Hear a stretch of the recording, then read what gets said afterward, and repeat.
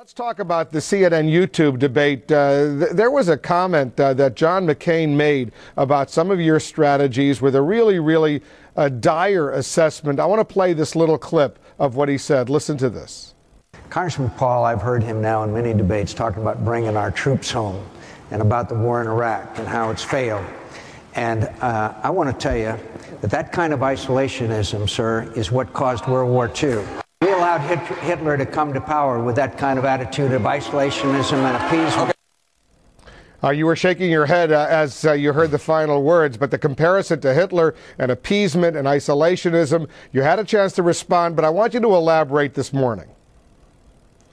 Well, first off, Iraq is not Nazi Germany, and besides, I thought it was Hitler that caused World War II, not the American people who opposed going in. So it didn't make any sense, and then he was awfully confused about isolationism versus non-intervention. There's a big difference.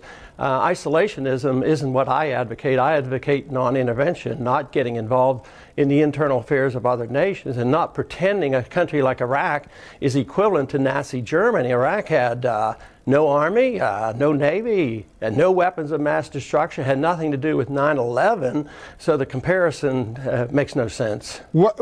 Under what circumstances, if you were president, Congressman Paul, would you intervene outside the borders of the United States in some sort of crisis around the world? When Congress directed me to in an act of war, if our national security was threatened and we went through the proper procedures, Congress would say our national security is involved, it's threatened, and we have to act, and Congress has that responsibility. The President is the Commander-in-Chief, and then he acts.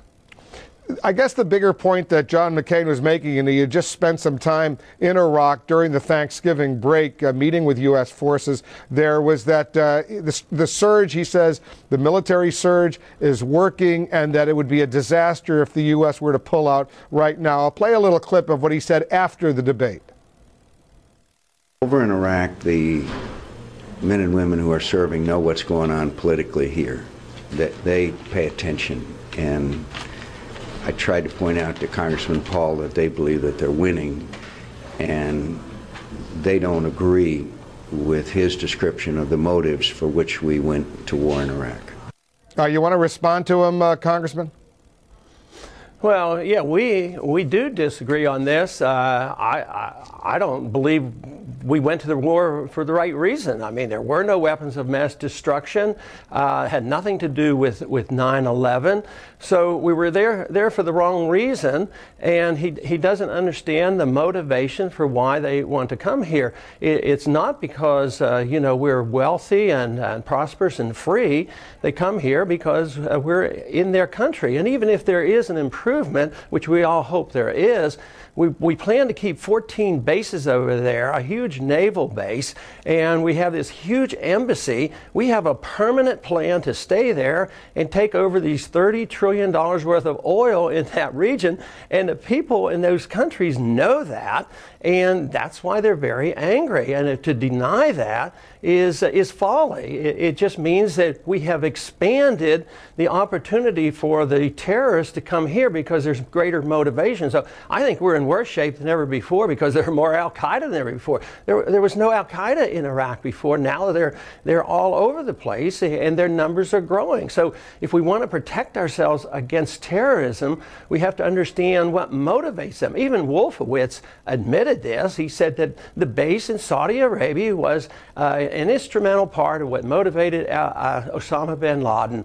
So if we ignore that, it's at our own folly. I think a lot of voters out there will agree with you. The question, though, is this: will a lot of Republican voters agree with you? Because when you made that point at the debate the other night about what Wolfowitz had said about the Al-Qaeda operations and the U.S. bases that existed in Saudi Arabia before the war in Iraq, there were some boos that came out from that audience. So here's the question: are you in step, Congressman, right now with Republican voters whom you need to win in Iowa, New Hampshire, and beyond?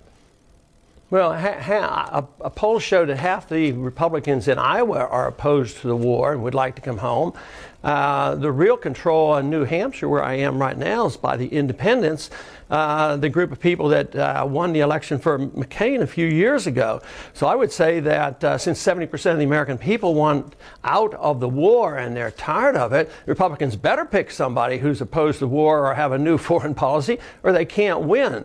And I think the whole sentiment is shifting. The people are sick and tired of the war. We can't even afford it. We can't even fight the war without borrowing the money from the Chinese. So it doesn't add up. It really doesn't matter whether I'm right or wrong. The war is going to end because we're going to have such a political and financial havoc here with the devaluation of our dollar, because we just can't keep affording. This is usually how empires end, by spending too much money, maintaining their empires. We're in 130 countries. We have 700 bases around the world, and it's going to come to an end. I wanted to come to an end more gracefully and peacefully, follow the Constitution, and follow more sensible foreign policy. You made a charge at the debate the other night in which you suggested that, in your words, millions of acres of eminent domain would be used to build a new international highway from Canada through the United States down to Mexico, suggesting that maybe there was a plan to create some sort of North American Union similar to the European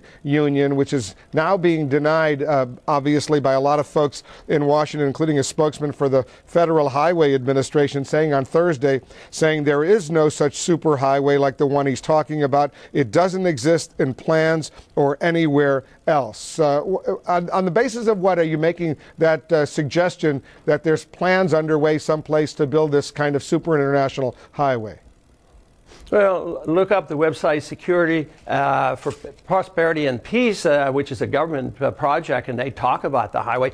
Texas passed unanimously in both House and Senate a resolution to put it on hold. We have a bill in the Congress to stop all the funding for this particular highway, and I think we have over 50 co-sponsors of it. To be in denial of this, that this is not planned, they're not going to admit it. It's subtle. They say we're just proving highways. But how come they had a meeting in April of 2005 with the President of Mexico, United States, and Canada, and they talk about these things? So to be in denial is one thing. I mean, they do believe in globalism, much more so than most Americans. I don't think there's any doubt about the plans. It's not going to happen tomorrow or the next day, but in time, this is likely to happen unless we have a shift in foreign policy. I want to talk a little bit of politics in the brief time that we have left. The latest Des Moines Register poll in Iowa that's just out today, Congressman, has you at 7%, the same number as John McCain. Huckabee's at 29, ahead of Romney 24, Giuliani 13. As far as fundraising is concerned, though, and this is significant, in the last quarter that ended, you had raised $5 million, but there's some suggestion in this final quarter of 2007 you could raise more money than any of the other Republican presidential candidates, given the enormous amount you've raised online. Is that your assessment right now? Because there's some suggestion you've already raised in this quarter, what, $8-9 million? No, that's not exactly right, because yesterday it went over 10.5 or 10.4 million. Our goal was to raise 12 by the end of the quarter. And there's going to be another super day sponsored by our supporters spontaneously, like they did on 11/5 when they raised 4.3, and they say this one's going to be bigger, and that's December 16th.